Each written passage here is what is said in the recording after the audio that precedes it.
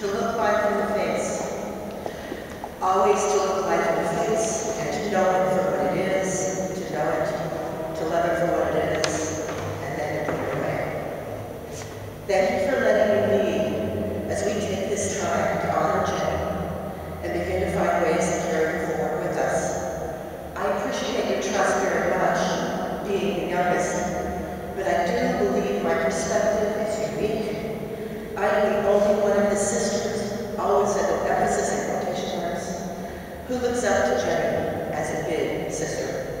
Only I follow her around and try to emulate her. To look life in the face, to know it for what it is, to know it, to love it for what it is. Jenny loved life for what it is. I'm sure that Jenny was more master of her own destiny than I have ever been. In fact, in the many years of our relationship, considering the many, many things that we shared, good things, bad things, dangerous things, funny things, only one thing she ever said really baffled me. That was several years ago when I told her I had become a teacher. She said, well, that's humility, always trying to be something you're not.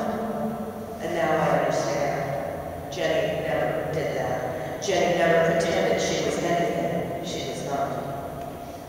We were all always worried about Jenny, but she wasn't. She had it under control. I spent several evenings last summer after we lost Mary, lying on my bed with the windows open, talking on the phone to Jenny.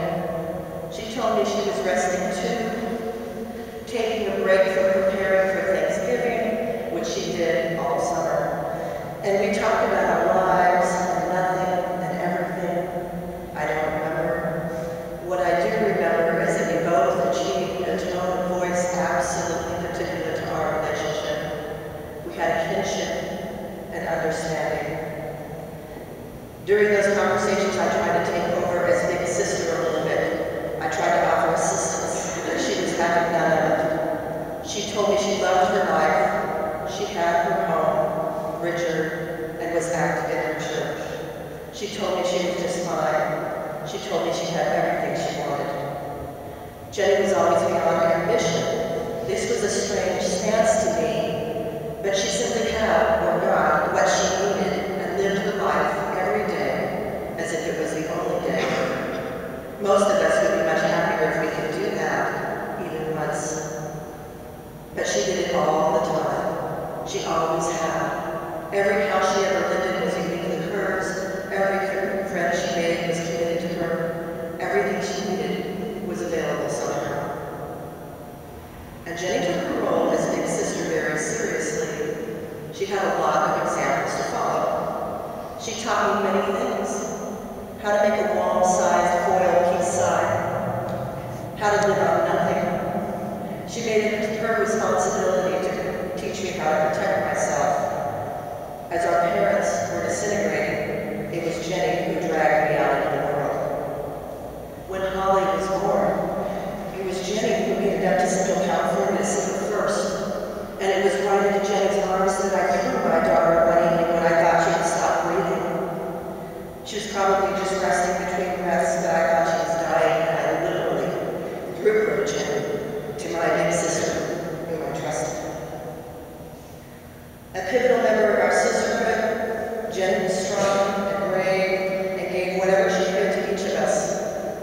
For Susan, that moment came when, even though she was an adult, Jenny coaxed her aboard the big red horse kayak.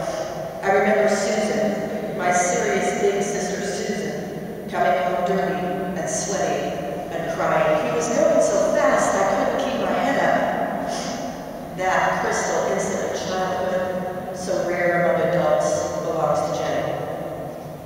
The moment came for Teddy when Jenny helped her select her sweet soul, Odie. An oddly perfect match, Odie brought Teddy and her family tremendous love. Love that was epitomized as they fought valiantly for him toward the end of his life.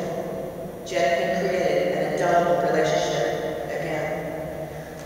But it was Linda she provided with the most surprising gift. She saved herself for Linda.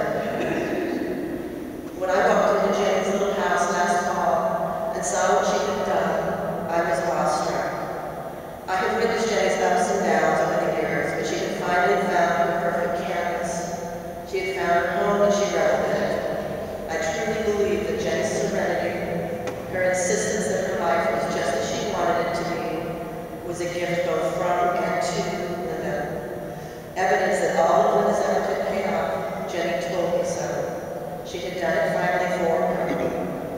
a great comfort to all of us, I'm sure, to have that moment to remember last Thanksgiving in Jenny's home, when she led us in the prayer we said every night around our parents' table, and then, shortly after, excused herself to go to bed.